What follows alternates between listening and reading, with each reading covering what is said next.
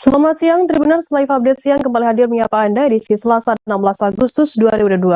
Siang ini kami akan menyajikan berbagai informasi teraktual mengenai peristiwa yang terjadi di tanah air dan akan dilaporkan secara langsung oleh reporter kami di lapangan. Bersama saya Firdananda dan inilah Live Update selengkapnya. Kita ke berita pertama, saudara. Sejumlah kendaraan pengunjung wisata Pantai Jumiang, Kabupaten Pamekasan, Madura, terjebak banjir rob di tempat parkir pada Senin 15 Agustus. Pantauan di lokasi untuk bisa mengevakuasi kendaraan pengunjung yang ada di sekitar lokasi wisata bergotong royong mendorong kendaraan yang terjebak tersebut. Banjir rob ini diakibatkan gelombang ombak yang tinggi disertai angin kencang. Sejumlah kendaraan pengunjung baik roda 2 maupun roda 4 milik pengunjung wisata Pantai Jumiang yang diparkir di dekat pantai tersebut terjebak akibat banjir luapan air laut yang mengenangi lokasi. Informasi lebih lengkapnya akan disampaikan oleh rekan jurnalis kami dari Tribun Madura, ada Kuswanto Ferdian yang akan melaporkannya. Silakan rekan Kuswanto. Baik, terima kasih rekan Firda. Selamat siang seluruh penonton Tribun News yang ada di seluruh Indonesia. Bersama dengan saya, Kuswanto Ferdian, reporter tribunmadura.com akan melaporkan perihal peristiwa adanya banjir rob di Pantai Jumiang yang terjadi pada kemarin. Nah, kemarin terjadi banjir rob di pesisir Pantai Jumiang, tepatnya di tempat destinasi wisata Pantai Jumiang yang bawah, di mana sejumlah kendaraan yang sedang melakukan wisata di pantai tersebut terjebak banjir rob yang cukup besar. Nah, banjir rob ini disinyalir karena adanya gelombang air laut yang tinggi dan juga adanya angin kencang yang menerpa di wilayah setempat. Berdasarkan hasil konfirmasi yang sudah saya lakukan terhadap kepala desa setempat, memang banjir rob ini terkadang sering kali terjadi setiap tahunnya. Namun pada kemarin, banjir rob ini yang terjadi cukup besar dan banyak dari pengendara yang melakukan wisata di pantai tersebut yang sedang diparkir itu mengalami macet karena bannya itu masuk ke dalam pasir di Pantai Jumiang tersebut. Nah, kemarin juga terdiri dari anak-anak SD dan juga dari nelayan setempat membantu mengevakuasi sejumlah kendaraan milik pengunjung wisata yang terjebak di air pasir. Nah, untuk saat ini dari pihak kepala desa sudah melakukan upaya untuk menambah tangkis air atau penahan air supaya banjir rob ini tidak terjadi lagi di pantai tersebut. Kemarin juga terpantau di lokasi sejumlah anak-anak yang sedang berlibur di pantai tersebut nampak asik dan tidak takut menikmati banjir rob ini sekalipun ombaknya begitu besar. Begitu rekan Firda. Ya, baik. Terima kasih rekan Kuswanto Ferdian dari Tribun Madura atas laporan Anda. Selamat bertugas kembali. Dan akan kami tampilkan Tribuners wawancara dari Subayri Muhsin, pengunjung wisata Pantai Jumiang, dan juga Kepala Desa Tanjung, Pak Zabur. Berikut liputannya untuk Anda. Pembina pramuka ya. Kenapa memilih kegiatan pramuka dilaksanakan di Pantai Jumiang ini? Seperti ini Mas, terima kasih pertanyaannya. Kebetulan sekarang bertepatan tanggal 14 Agustus. 14 Agustus itu merupakan hari pramuka, di mana sekarang memperingati hari pramuka yang ke-61. Kami dari Lembaga Pendidikan Islam Tarbiyatul Ulama Sumber Kuning meletakkan kegiatan yang dikonsep dengan apel serta estafet pagi dan cipta karya Indonesia diletakkan di Pantai Jumiang, Desa Tanjung, Kecamatan Berdumau, Kabupaten Pamekasan. Kenapa kami berinisiatif mengambil tempat di sini? Karena memang tempat di Pantai Jumiang ini sangat indah, view-nya sangat indah, pemandangannya juga sangat indah, dan masyarakatnya sangat ramah-ramah. Dan nggak takut bahaya, ini kan sekarang lagi pasang lautnya. Gimana itu? Mengenai berbicara masalah bahaya, tentunya pelayanan di pihak desa di sini tentunya BUMDes, usaha milik desa sangat betul-betul diawasi dari segi keamanan dan lain sebagainya. Nama Mas? Nama lengkap? Nama lengkap Subayri Muhsin.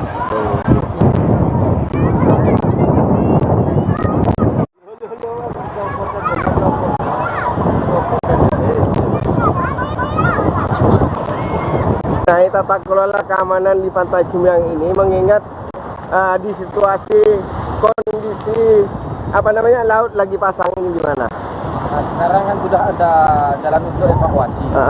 Jadi ketika ada air pasang bisa mengikuti jalur evakuasi. Dan juga saya sebagai kepala desa setiap hari untuk memantau bahwa dengan adanya keselamatan dari semua pengunjung. Maka dari itu saya akan usahakan untuk mendapatkan bantuan sakit laut dari pihak kabupaten maupun dan kembali keamanan itu bisa terjaga. Untuk himbauan kepada pengunjung gimana? Kalau himbauan kepada pengunjung melalui dari petugas Karcis sudah mengimbau tiap hari bahwa kalau air pasang itu jangan sampai mandi di tengah. Karena di pantai itu sudah ada tempat yang bisa dimandiin oleh semua pengunjung bagi anak-anak. Teka-teki pasangan Anwar Hafid untuk maju pemilihan calon gubernur Sulawesi Tengah 2024 mendatang akan terjawab. Dalam pelantikan DPC Partai Demokrat di Seriti Convention Hall di Jalan Durian, Kelurahan Kamonji, Kecamatan Palu Berat, Kota Palu, Anwar Hafid melirik Wakil Wali Kota Palu Reni Lamajido menjadi wakilnya nanti. Untuk mengetahui informasi lebih detailnya terkait hal ini akan disampaikan oleh rekan jurnalis kami dari Tribun Palu, ada Alan Syahrir yang akan melaporkannya. Silakan rekan Alan. Ya, baik, Tribuners, Ketua Dewan Perwakilan Daerah Partai Demokrat Provinsi Sulawesi Tengah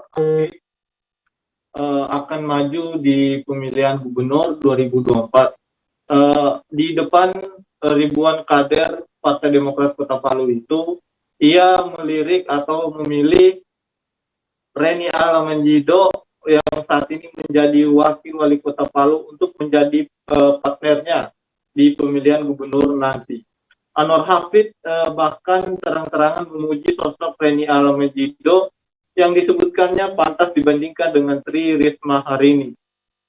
Apalagi dengan latar belakang kesehatan yang melekat pada mantan Kepala Dinas Kesehatan Sulawesi Tengah tersebut, kata Anwar Hafid, jika bersama Reni Lamajido ia maju di Pilkada 2024, akan terbuka besar harapan untuk menang menjadi gubernur dan wakil gubernur.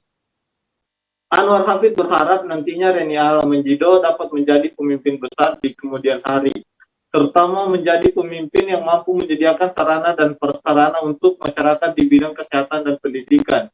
Karena menurut Anwar Hafid hanya dua yang terpenting bagi masyarakat, yaitu pendidikan dan kesehatan.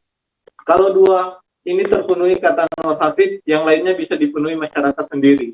Anwar Hafid menyebut jika kelak terpilih dan berpasangan dengan Reni Lamajido, dirinya memastikan Reni Lamajido akan fokus untuk memenuhi dan menjamin kebutuhan masyarakat di Sulawesi Tengah. Menanggapi hal itu, Reni Lamajido mengaku hingga saat ini masih fokus mengurus Kota Palu. Menurutnya, mengemban tugas sebagai wakil wali Kota Palu harus penuh tanggung jawab hingga akhir jabatan. Terlebih pesta demokrasi 2024 masih cukup jauh. Reni Lamajido mengaku belum ada komunikasi yang terjalin dengan Anwar Hafid terkait pencalonan gubernur dan wakil gubernur 2024 mendatang. Menurutnya ini merupakan pernyataan pertama Anwar Hafid yang didengarnya secara langsung. Namun ia juga tidak menampik akan menerima tawaran dan permintaan maju bersama Anwar Hafid di Pilkada 2024 nanti. Sementara itu, Ketua DPC Partai Demokrat Kota Palu Abdul Rahim Nasar Al-Amri juga sangat mendukung jika Anwar Hafid bersanding dengan Reni Lamajido. Menurutnya kedua sosok ini pasangan serasi dan membuat partai lain ketar-ketir di Pilgub 2024 mendatang. Kembali rekan Firda. Ya, baik. Terima kasih rekan Alan Syahrir dari Tribun Palu atas laporan Anda. Selamat bertugas kembali. Akan kami tampilkan Tribuners wawancara dari Ketua DPD Demokrat Sultan Anwar Hafid. Berikut liputannya untuk Anda. Besar bagi kita terhadap diri beliau. Sulawesi Tengah ini, Kota Palu ini, dan seluruh kabupaten kota. Persoalan pertama kita yang utama dan pertama adalah persoalan kesehatan. Kalau saya lihat dokter, saya senang sekali. Apalagi kalau saya lihat dokter menjadi pejabat.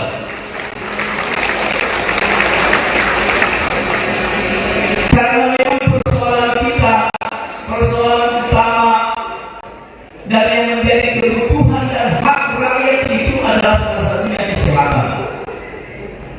Pemerintah itu wajib hukumnya menyediakan sarana dan prasarana kesehatan bagi rakyatnya, dan itu hak rakyat. Maka oleh karena itu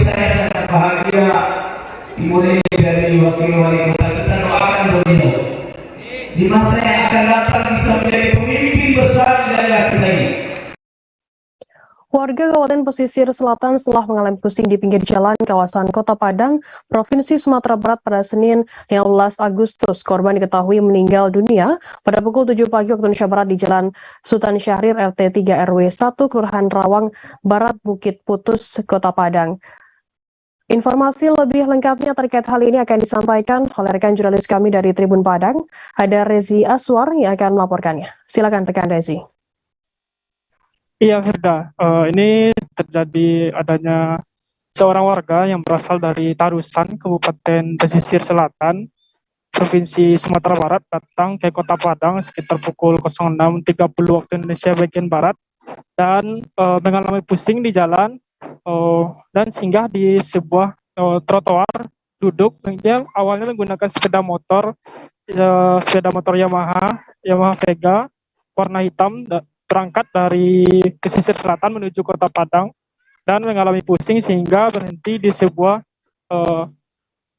salah satu toko atau warung lontong dan sempat dibantu oleh pemilik penjual lontong tersebut. Sekitar pukul 7 waktu Indonesia bagian Barat, warga tersebut meninggal dunia dalam keadaan tertunduk sambil duduk di atas meja. Namun sebelumnya sempat dibantu oleh pedagang lontong untuk menawarkan makan dan minum. Namun ia menolak. Ia menyebut dirinya mengalami pusing dan selanjutnya dilaporkan ke Ketua RT dan dilaporkan ke pihak kepolisian setempat seperti Polsek kawasan Teluk Bayur dan Polsek Padang Selatan lalu Polresta Padang. Selanjutnya korban dibawa ke Rumah Sakit Bayangkara Padang dan diserahkan sekitar pukul 13 waktu Indonesia bagian Barat kepada pihak keluarga dan dibawa untuk dimakamkan di kampung halamannya. Berdasarkan keterangan dari Polsek Padang Selatan bahwa korban hendak ke Kota Padang hendak melakukan check up jantung, di mana korban berdasarkan keterangan keluarga mengalami penyakit jantung sehingga hendak check up di Rumah Sakit Dr. M. Jamil Kota Padang. Begitu, Firda. Baik, terima kasih rekan Rezi Aswar dari Tribun Padang atas laporan Anda. Selamat bertugas kembali. Kita beralih ke informasi selanjutnya, Saudara. Seorang kakek di Desa Meruak, Kecamatan Dagangan, Kabupaten Madiun dilaporkan hilang di kawasan hutan desa setempat sejak Sabtu 13 Agustus. Hingga pada Selasa 16 Agustus, korban bernama Boymin, 58 tahun, belum kunjung ditemukan.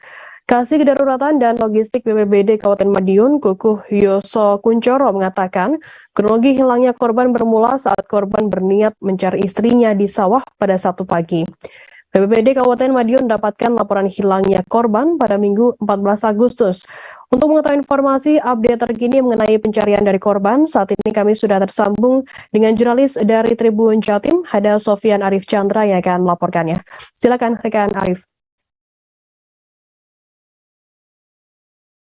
Terima kasih rekan Firda. Benar, hari ini pencarian kepada seorang kakek asal Desa Meruak, Kecamatan Dagangan, Kabupaten Madiun yang dilaporkan hilang pada Sabtu tanggal 13 Agustus lalu dilanjutkan.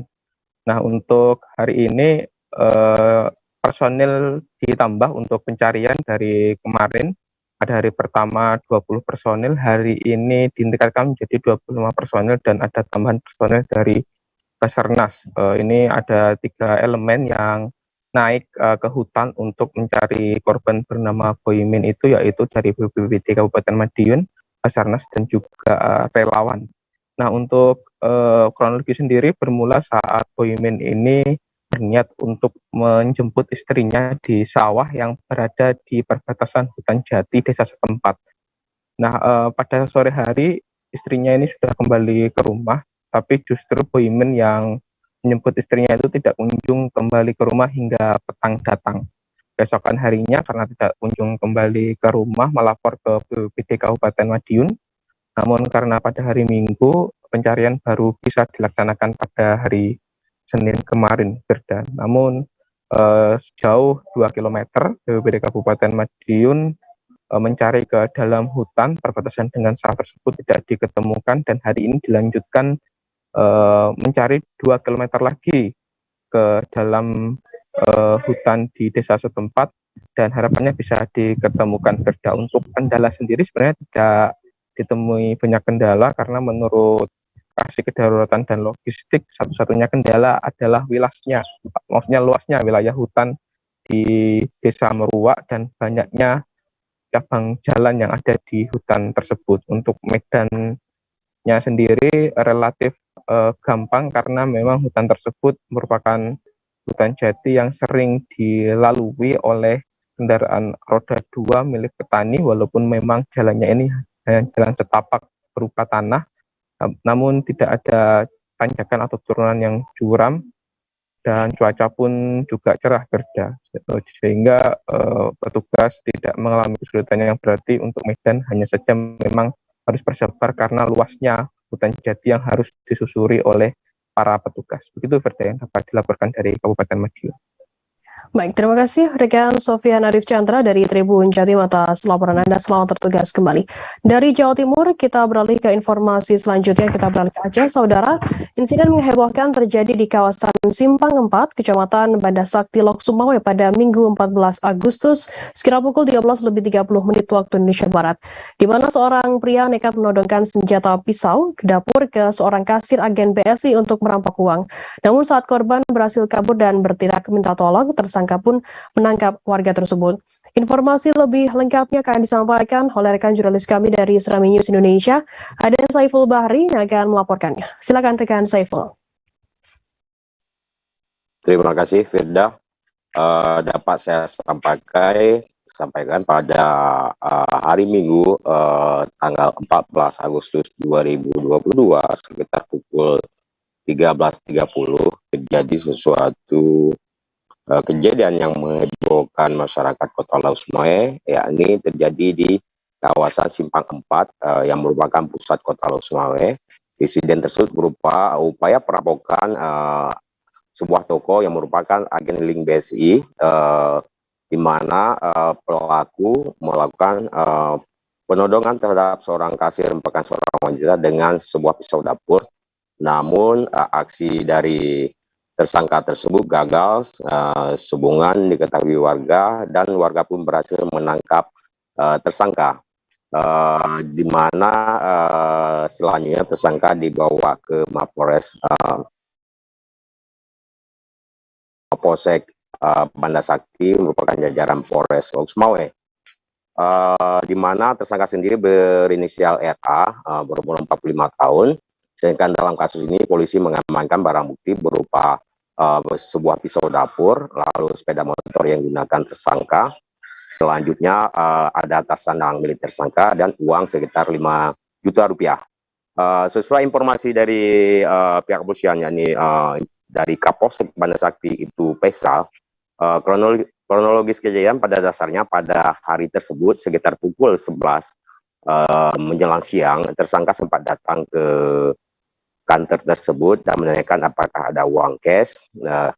Sehubungan kasir yang merupakan seorang wanita tersebut mengatakan ada uang cash. Selanjutnya tersangka pun keluar dan diperkirakan pulang ke rumah untuk mengambil pistol. Dan sekitar pukul 13.30 kembali datang ke kantor tersebut. Lalu dia menodongkan maksudnya kembali datang ke kantor tersebut. Dia menggunakan helm tanpa membuka kaca, langsung mendatangi kasir tersebut dan meminta mencairkan uang sekitar 20 juta. Namun saat itu tiba-tiba datang pelanggan lain dan tersangka langsung meminta kepada kasir untuk melayani pelanggan lain, sedangkan dia mundur dan duduk di sebuah kursi. Di saat kondisi sudah sepi, tersangka langsung berdiri lagi di depan kasir untuk meminta pencairan uang. Namun tiba-tiba dia pun berjalan ke belakang kasir dan menodongkan pisaunya. Selanjutnya meminta kasir untuk membuka laci. Setelah kasir membuka laci, tersangka pun langsung mengambil uang dan dimasukkan ke dalam bajunya. Namun di saat tersangka sibuk memasukkan uang ke dalam bajunya, kasir tersebut pun berhasil melarikan diri sehingga berteriak minta tolong. Selanjutnya Tersangka yang sudah berhasil mengambil uang langsung berlari dan sempat naik ke sepeda motornya hendak melarikan diri. Namun warga yang sudah mendengar teriakan dari kasir langsung datang ke tempat tersangka lalu menendangnya sehingga jatuh dari sepmor sepeda motor maksud saya. Selanjutnya warga langsung sempat menghajar tersangka dan tidak lama personil Polres Losmawe personil Polsek Banda Sakti datang ke lokasi mengamankan tersangka dan membawa ke Mapolsek untuk proses hukum lanjutan. Dapat saya sampaikan informasi lanjutan Firda bahwa sehari kemudian yakni pada Senin kemarin itu insiden ini masih menjadi buah pembicaraan dari masyarakat Kota Losmawe, apalagi dengan beredar CCTV yang berdurasi sekitar 1 menit 32 detik yang menggambarkan bagaimana aksi tersangka saat datang berdiri di depan kasir lalu mendodong kasir dan berupaya lari sehingga dia jatuh saat ditendang oleh warga. Dan sampai saat ini tersangka sendiri masih di Mapolsek Banda Sakti untuk proses hukum lanjutan. Demikian, Firda. Ya, baik. Terima kasih rekan Saiful Bahri dari Serambi News Indonesia atas laporan Anda. Selamat bertugas kembali. Kita beralih ke Jawa Timur, Saudara. Forum Komunikasi Madrasah Swasta dan MKKS SMP Swasta Kota Malang menyampaikan unek-unek kepada Ketua DPRD Kota Malang Imade Rian Diana Kartika pada Senin 15 Agustus. Usai ini Ketua Forum menjelaskan pengelola madrasah swasta dan SMP swasta di Kota Malang bahwa banyak lembaga pendidikan yang tidak beruntung di tahun ini. Bahkan kata usai ini ada beberapa sekolah yang tak mendapatkan siswa sama sekali.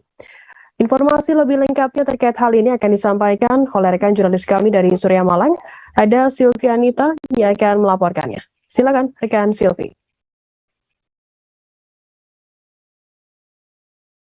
Selamat siang, Gubernur dan Keja yang berada di studio. Dari malam saya melaporkan tentang kegiatan pertemuan Forum Komunikasi Madrasah Swasta dan MKKS SMP Swasta di Kota Malang. Pada intinya pertemuan dengan Ketua DPRD dan beberapa anggota DPRD itu untuk mengeluhkan tentang mereka masih kesulitan mendapatkan siswa baru pada tahun ini, dan tahun ini mereka merasa paling sulit mendapatkan siswa, sehingga mereka menyampaikan berbagai unek-unek termasuk menyoroti tentang jumlah rombel SMP negeri yang cukup banyak, dan mereka juga ingin dilibatkan dalam kajian terkait kuota atau rombel di SMP negeri. Menurut mereka, jika dari rombel tidak maksimal di SMP negeri, setidaknya dari sisanya itu akan mengalir ke SMP swasta. Sejauh ini memang data terkait lulusan SDMI di Kota Malang masih simpang siur. Ada yang menyatakan 14.000 per tahun, ada yang 12.000 per tahun. Sementara serapan di SMP negeri cukup besar dan belum lagi ke MTS negeri. Dan sisanya ke sekolah-sekolah swasta atau madrasah swasta itu sudah minim sekali. Mereka berharap dalam pertemuan dengan Ketua Dewan itu memberi solusi sehingga ada pertemuan dengan para pihak, misalkan dengan Kepala Dinas Pendidikan atau Kepala Kementerian Agama, sehingga pertemuan mereka di Dewan itu tidak sia-sia atau hanya cuman menyampaikan keluhan tapi tidak ada solusinya.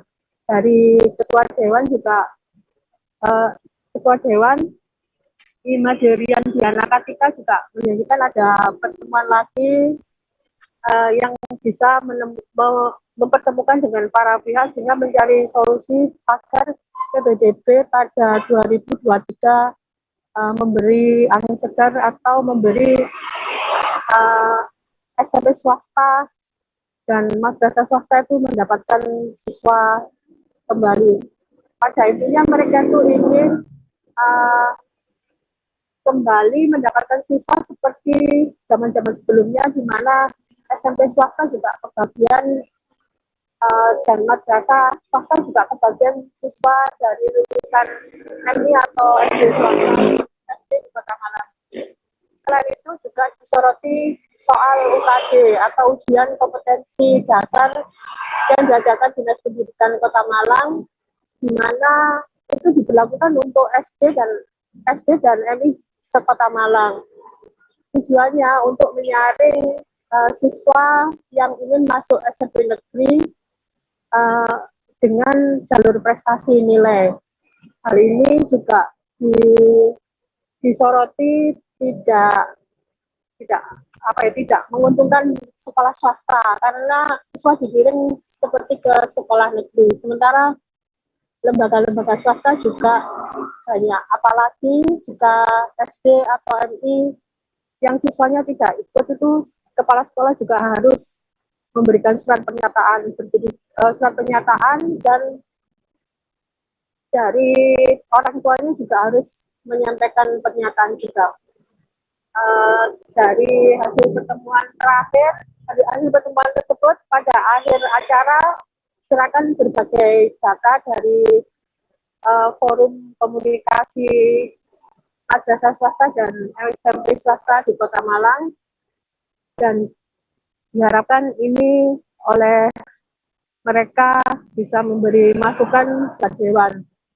Dewan sendiri juga, Ketua Dewan merasakan juga bahwa selama ini hanya mendapat informasi satu sisi, terutama dari Dinas Pendidikan, dan tidak mendapat perimbangan dari sekolah swasta.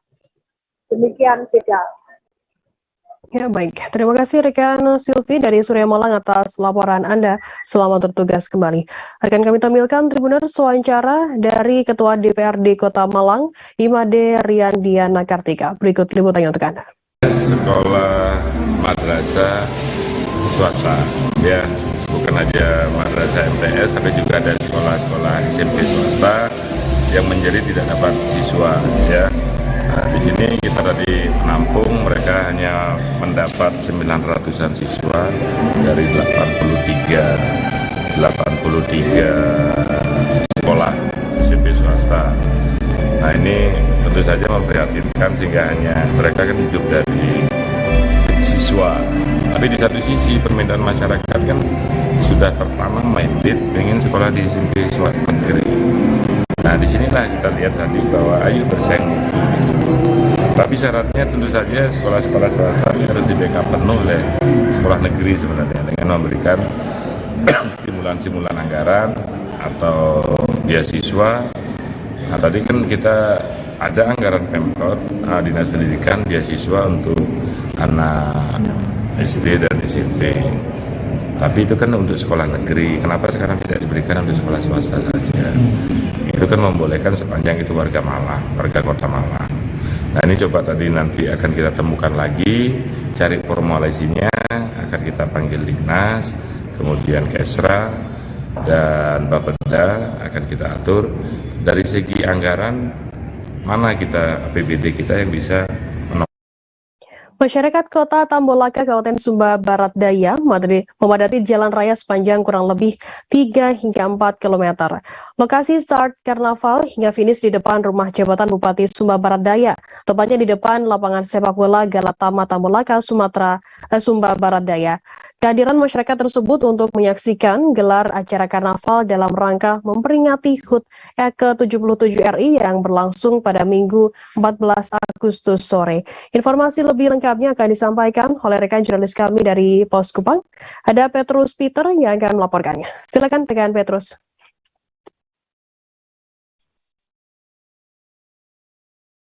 Selamat siang Tribuners. Dapat saya laporkan dari Kota Tambolaka, Kabupaten Sumba Barat Daya, Provinsi NTT, bahwa masyarakat Kota Tambolaka, Kabupaten Sumba Barat Daya, Provinsi NTT, pada hari Minggu kemarin, tanggal 14 Agustus 2022, mereka memadati jalan raya sepanjang kurang lebih 3 km, yakni dari rumah jabatan Bupati Sumba Barat Daya yang berada tepat di depan lapangan sepak bola Galatama Kabupaten Sumba Barat Daya ke arah selatan kurang lebih 3 km. Antusiasme warga berdiri sepanjang jalan itu hanya ingin untuk menyaksikan gelar karnaval yang diselenggarakan oleh pemerintah Kabupaten Sumba Barat Daya bersama seluruh masyarakat Sumba Barat Daya dalam rangka memperingati Hari Ulang Tahun Kemerdekaan Republik Indonesia tahun 2020 ini. Berbagai atraksi, drum band, kendaraan hias, nyanyian lagu-lagu perjuangan oleh para peserta karnaval memberi semangat dan menghibur masyarakat Kota Tambolaka, Sumba Barat Daya. Kenapa masyarakat Sumba Barat Daya begitu antusias menyaksikan ini? Ini adalah masyarakat hampir 2 tahun ini mereka haus akan hiburan. Hampir 2 tahun kegiatan keramaian ini nyaris tidak terjadi karena pandemi virus corona.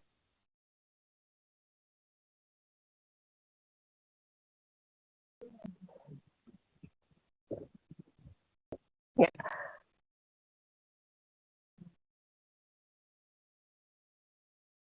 Halo, ya, ada bisa lanjutkan.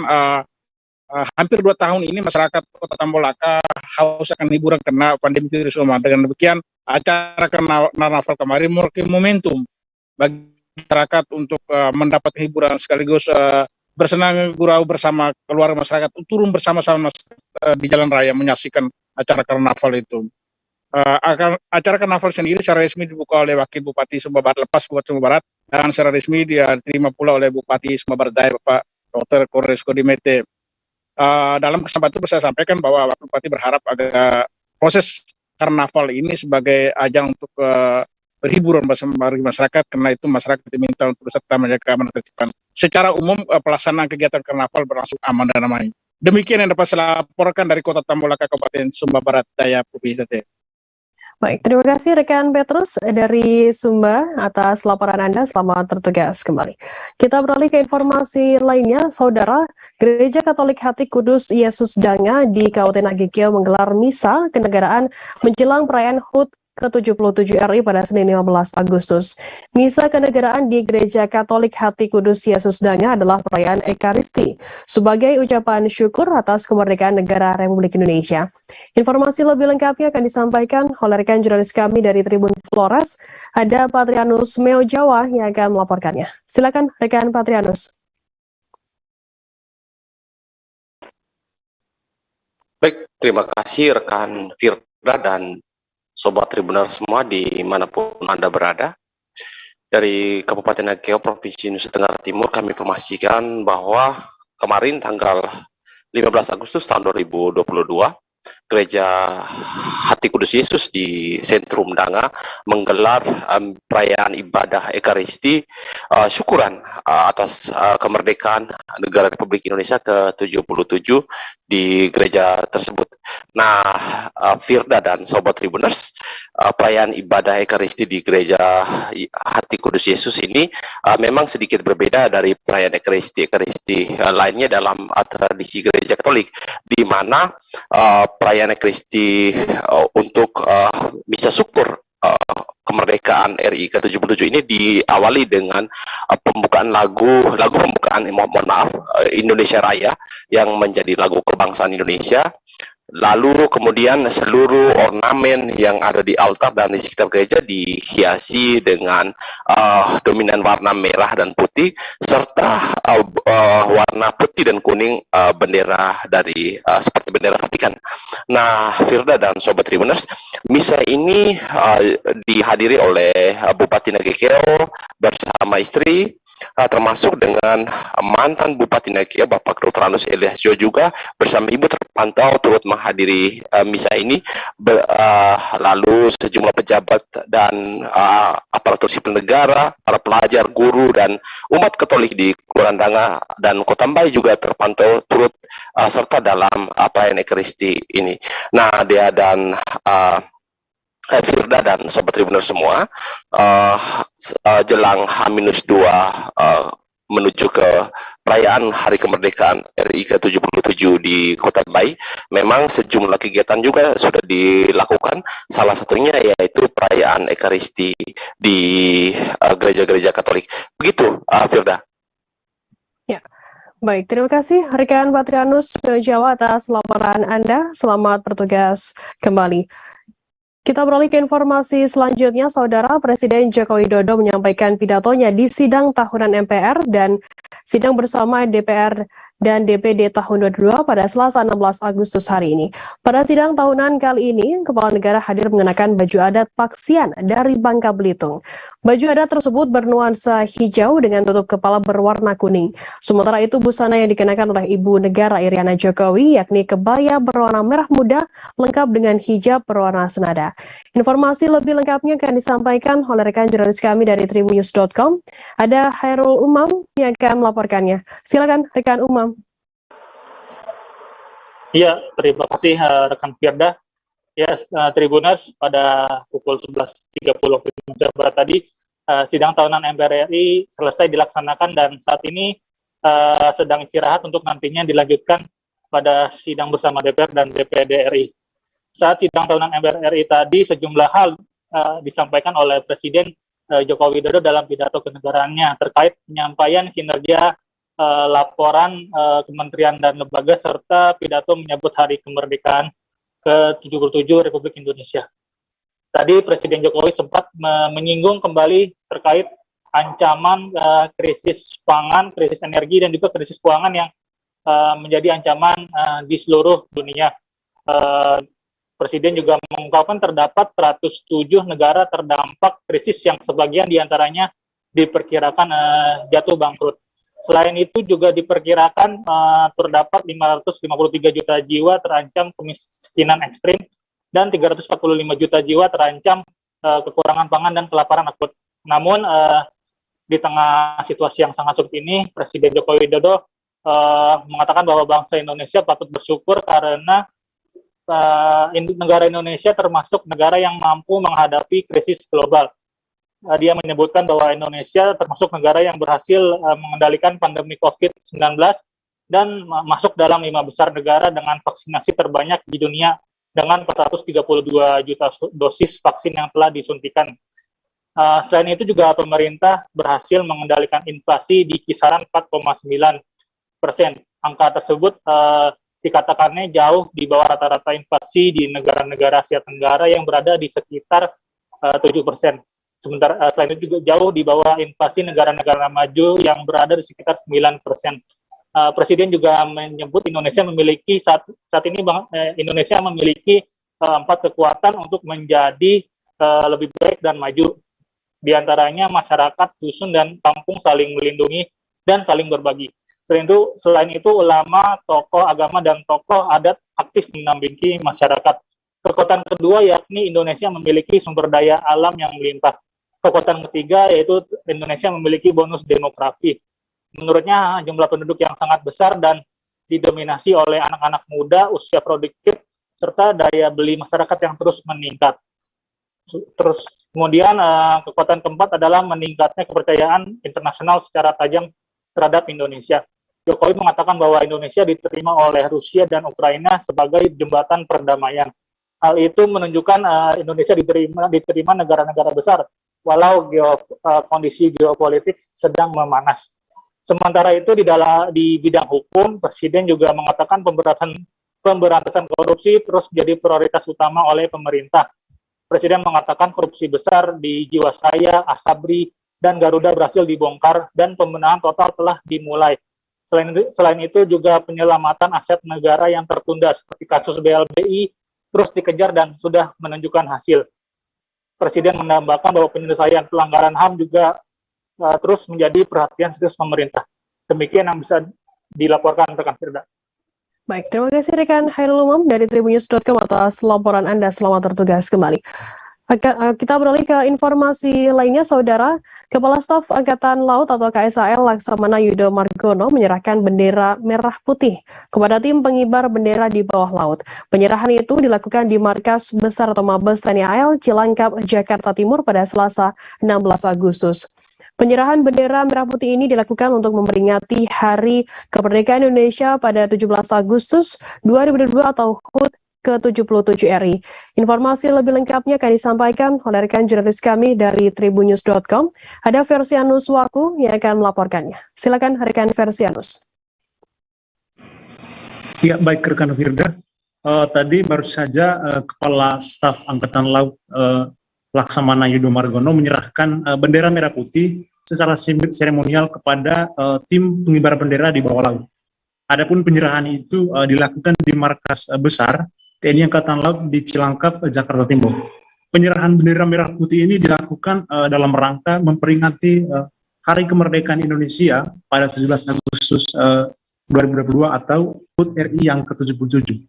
Yudo mengatakan pengibaran bendera merah itu digelar di bawah laut di Pulau Putri, Kepulauan Seribu. Upacara itu akan dipimpin langsung oleh Wakil Kepala Staf TNI Angkatan Laut Laksamana Madya Amadi Heri Purwono. Yudo menyebut selain Pulau Putri, pengibaran bendera merah putih itu bakal digelar di 77 lokasi di tanah air. Ia menegaskan pengibaran bendera merah putih di bawah laut merupakan komitmen dirinya dari awal sejak menjabat sebagai KSAL. Menurutnya hal tersebut sekaligus menunjukkan bahwa TNI Angkatan Laut siap menjaga kedaulatan dan keamanan di seluruh wilayah laut Indonesia.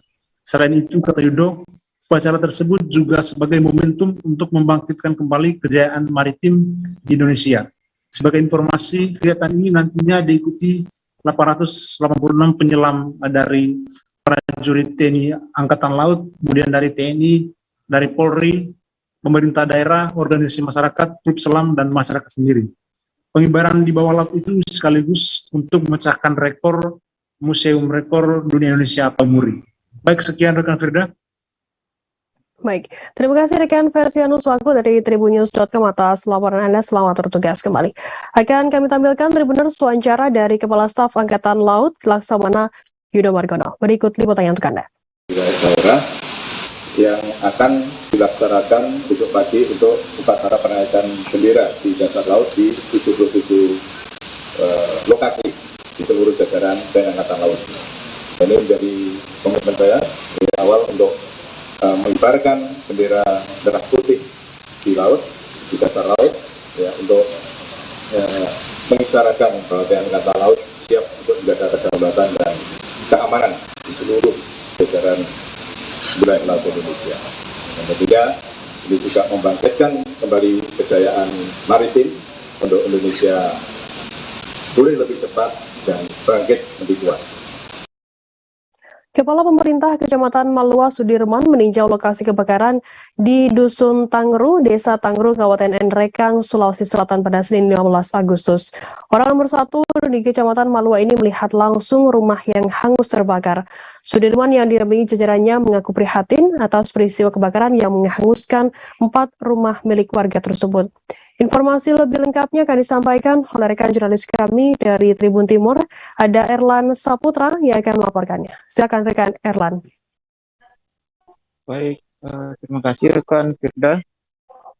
Jadi kebakaran terjadi itu di Desa Tangru, Kecamatan Malua, Kabupaten Nrekang pada Senin 11 Agustus kemarin dan menghanguskan 4 unit rumah milik warga.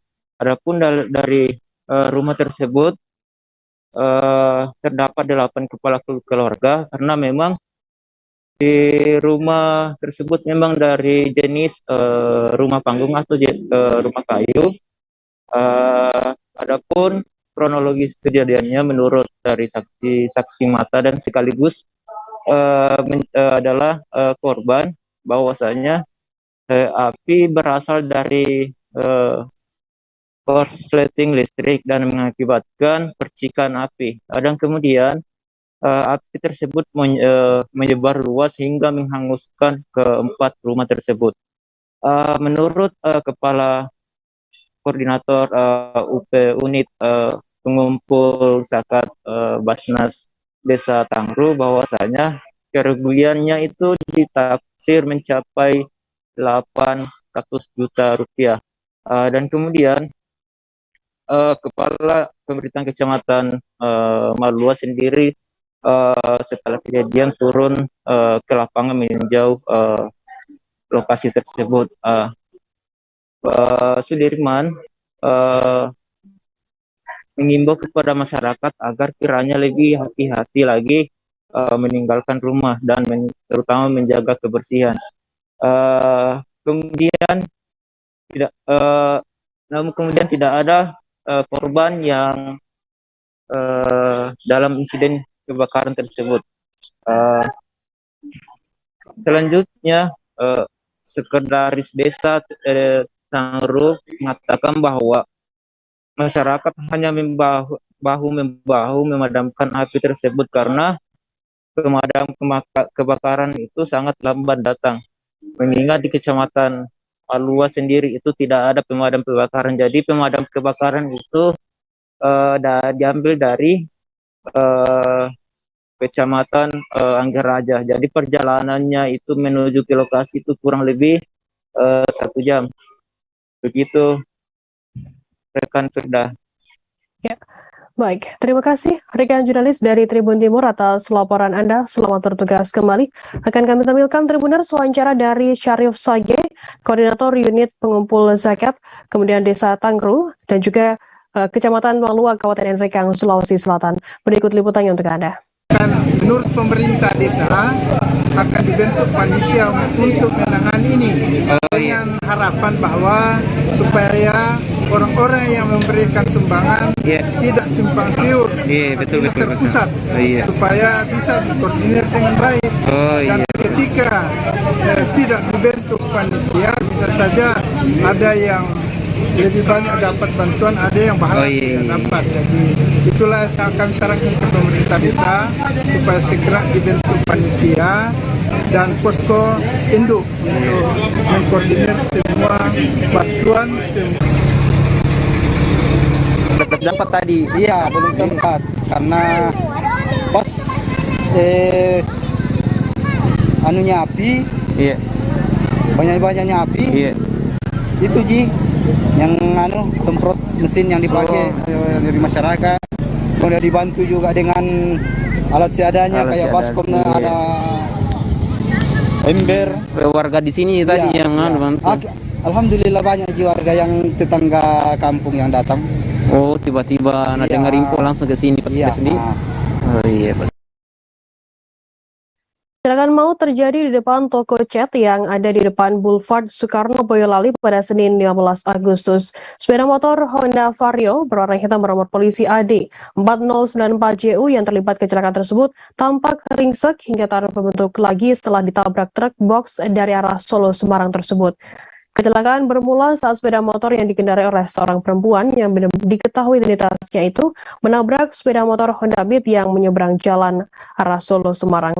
Setelah tabrakan tersebut, sepeda motor meluncur ke jalur kanan yang kemudian ditabrak oleh truk box bernomor polisi AB 8944EU. Informasi lebih lengkapnya akan disampaikan oleh rekan jurnalis kami dari Tribun Solo, ada Triwidodo yang akan melaporkannya. Silakan rekan Tri. Sudah dapat saya laporkan dari Boyolali bahwasanya pada kemarin hari Senin tanggal 15 Agustus 2022 telah terjadi kecelakaan yang terjadi di depan sebuah kepolisian yang ada di depan Boulevard Soekarno. Kecelakaan ini terjadi sekitar pukul 14.00 yang bermula dari Purwanto yang mengendarai sepeda motor Honda Beat dengan nomor polisi AD 5761 AOD yang baru saja selesai membeli cat. Dia hendak pulang ke rumahnya di daerah Bogor. Saat akan menyeberang jalan, diduga Purwanto ini kurang berhati-hati dan tidak melihat arus kendaraan yang ada di jalan Solo Semarang tersebut. Di saat yang bersamaan melaju sebuah sepeda motor Honda Vario yang bernomor polisi AD 4094EU dari arah barat atau dari arah Semarang. Seketika itu kendaraan yang ditumpangi oleh Purwanto dan Joko Susanto ini dihantam keras dari kendaraan oleh Honda Vario tersebut.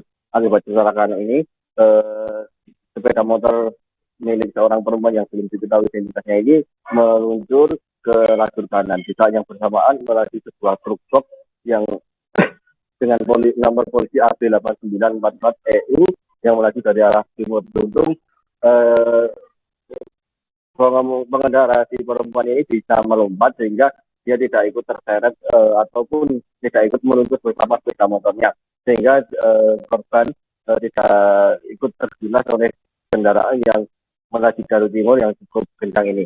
Namun demikian, sepeda motor Honda Vario ini mengalami mengalami kerusakan yang sangat parah, bahkan kendaraan sepeda motor ini tidak bisa terlihat lagi bentuknya.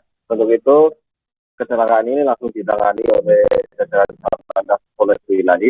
Petugas Satlantas langsung melakukan olah TKP di tempat kejadian. Korban juga langsung dibawa ke salah satu rumah sakit di Boyolali. Selain itu, polisi juga langsung memintai keterangan beberapa orang, baik itu keterangan dari sopir, saksi-saksi yang ada di lokasi, dan juga korban yang terlibat dalam kecelakaan ini.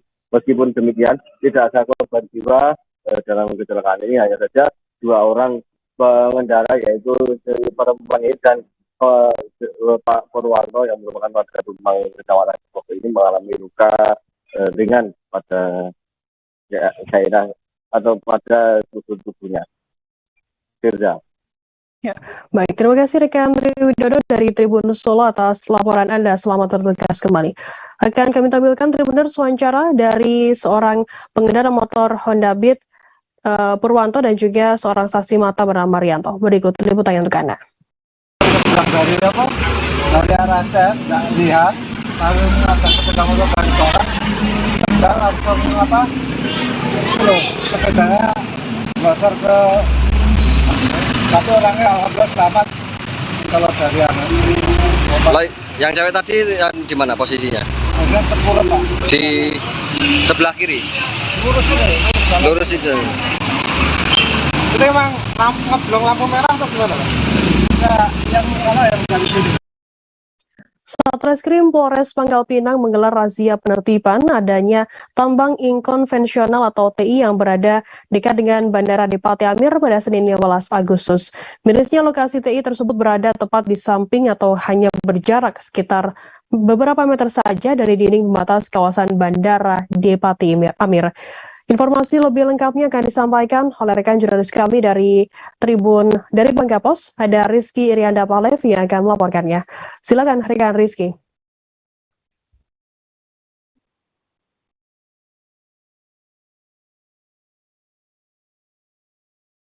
Firda, pada Senin 15 Agustus kemarin, tim dari Satreskrim Polres Pangkal Pinang melakukan razia atau penertiban tambang inkonvensional yang berada dekat dengan kawasan Bandara Depati Amir. Saat dilakukan razia itu, tim Satreskrim ini sempat melihat dari kejauhan sekitar 50 meter adanya aktivitas tambang yang dilakukan oleh para penambang ini. Saat berusaha dikejar, namun sayang kondisi daerah yang dipenuhi semak belukar ini membuat anggota Satreskrim Polres Pangkal Pinang gagal melakukan penangkapan terhadap para penambang. Namun dari lokasi kejadian ditemukan 3 unit sepeda motor dan 2 unit mesin robin atau mesin air yang biasa digunakan hasil ditemukan sekaligus dijadikan sebagai barang bukti. Dari lokasi TI pun dari pantauan terdapat 10 sakan atau tempat yang terbuat dari papan yang biasa digunakan untuk memisahkan timah dengan pasir juga terlihat. Dan yang membuat miris, lokasi TI ini berada dekat atau hanya berjarak sekitar 1 meter saja dari pagar pembatas kawasan Bandara Depati Amir. KBO Triwidodo yang memimpin razia juga menyayangkan aksi nekat para penambang yang menambang dekat dengan bandara yang merupakan objek vital nasional. Dan tentunya juga dengan adanya aktivitas ini mengganggu kenyamanan dan keamanan kawasan bandara itu sendiri. Untuk itu pihaknya juga akan terus melakukan razia agar tidak ada lagi aktivitas tambang ilegal serta menghimbau kepada masyarakat untuk tidak melakukan aktivitas yang melanggar hukum. Demikian, Firda. Ya, baik. Terima kasih rekan jurnalis dari Bangka Pos atas laporan Anda. Selamat bertugas kembali. Kita beralih ke informasi lainnya, Saudara. Sekolah Menengah Pertama atau SMP Negeri 7 Raja Ampat, Kampung Der, Distrik Kofiau, Kabupaten Raja Ampat, Provinsi Papua Barat kini dalam kondisi memprihatinkan. Sekolah yang berdiri 1996 silam itu telah melahirkan sejumlah generasi di sektor kesehatan, abdi negara dan bahkan kembali mengabdi menjadi guru di sekolah ini. Kendati demikian, wadah tersebut kini termakan usia hingga separuh dari bagian gedung nyaris roboh. Untuk mengetahui informasi lebih lengkapnya terkait kondisi SMPN 7 Raja Ampat ini, kami sudah tersambung dengan jurnalis dari Tribun Papua Barat, ada Safwan yang akan melaporkannya. Silakan rekan Sofwan. Ya, baik. Firda dan juga Tribuners dimanapun Anda berada, hari ini dapat saya kabarkan dari Kabupaten Raja Ampat, Provinsi Papua Barat, bahwasanya sebuah sekolah di Kabupaten Raja Ampat, yakni tepatnya di sekolah SMP Negeri 7 Raja Ampat, Kampung Der, Distrik Kofiau, Kabupaten Raja Ampat, Papua Barat, nyaris roboh. Dan bangunan tersebut memang sejak dahulu kala telah dilakukan upaya untuk melakukan renovasi. Namun upaya permintaan bantuan ataupun permohonan kepada pemerintah daerah hingga saat ini tidak diakomodir oleh pemerintah setempat. Nah, dapat saya laporkan juga bahwa sekolah ini dulunya telah melahirkan banyak sekali generasi Kampung Der, Distrik Kofiau, yang kini mengabdi kembali menjadi guru dan juga menjadi abdi negara di Kabupaten Raja Ampat dan juga di beberapa provinsi di Indonesia. Nah, selain itu dapat saya sampaikan bahwa untuk kondisi sekolah tersebut memang sudah tidak layak lagi dijadikan sebagai tempat untuk menimba ilmu bagi anak-anak dan juga guru. Sebab berdasarkan keterangan dari pihak sekolah, seringkali mereka memanfaatkan untuk menjadi tempat belajar, namun ketika datang musim hujan ataupun angin kencang, mereka ketakutan karena gedungnya goyang dan juga seringkali menunjukkan bahwa akan roboh begitu. Nah, tiang-tiangnya juga tampak sudah keropos dan besinya sudah keluar dan bukan hanya itu, lantainya juga sudah tampak rusak dan atap di bagian plafonnya juga sudah tidak lagi terlihat seperti layaknya tempat berpendidikan begitu. Selain itu, berdasarkan keterangan yang kami peroleh dari masyarakat, mereka menyampaikan keprihatinan dan juga duka kepada negara Indonesia, yang mana tepatnya di usia 77 tahun ini hingga saat ini mereka masih dijajah oleh ketidakadilan, karena banyak anak-anak sekolah di wilayah perkotaan mereka mendapatkan pendidikan dan tempat pendidikan yang layak, namun anak-anak di Raja Ampat khususnya di Kampung Der, Distrik Kofiau, malah bersekolah di gedung yang tidak layak untuk dijadikan sebagai tempat menimba ilmu. Nah, mereka berharap lewat usia negara Kesatuan Republik Indonesia yang ke-77 ini, negara tidak boleh hanya mengambil kekayaan alam lalu menjual kepada turis-turis ataupun wisatawan yang berkunjung ke Raja Ampat.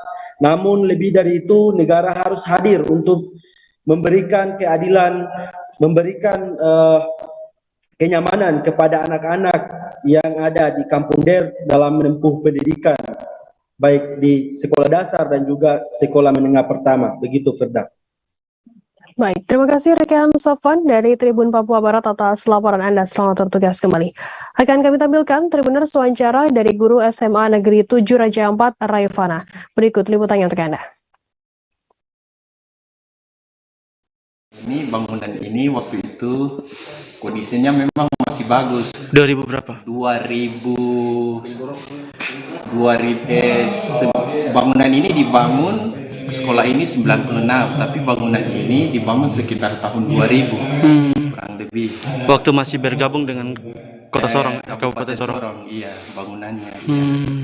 Nah, kondisinya dipakai pertama untuk belajar mengajar, di samping itu juga untuk ruang pertemuan berupa aula gitu. Ya, mungkin karena termakan usia jadi kondisinya sudah seperti begini. Iya. Kalau boleh tahu sudah melahirkan berapa generasi Bapak di kampung Der sendiri? Sudah banyak juga ya. Sampai ada yang menjadi guru kembali Sudah ada yang jadi guru, ada yang jadi perawat, ada yang jadi polisi dan aparat juga, tentara. Ya. Oke, Angkatan laut. Berarti sekalipun kondisi seperti begini sudah pernah melahirkan orang-orang yang saat ini mengabdi kembali menjadi guru. Iya, sudah menghasilkan generasi yang terbaru. Iya. Bapak, ini selama ini ada tidak perhatian dari pemerintah daerah?